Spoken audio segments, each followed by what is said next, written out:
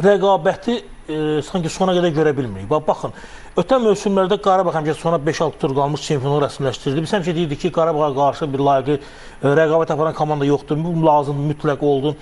Bu il tamam həmin komanda Sabah oldu, amma yenə də görürsünüz o ümumi axar dəyişmir. Bu dəfə də Sabah sona 5-6 tur qalmış artıq çempionluq təmin elədi. Bu amil vardı. Son 2 tur demək olar ki, formalığa çevrildi. Bəlkə də kubokun finalının daha erkən təyin olmasının təsiri oldu. Yəni burada nə qədər də, amma ümumiyyətlə götürsək yenə də bax son tur ümumiyyətlə bax komandalar biz bəzən qınırıq.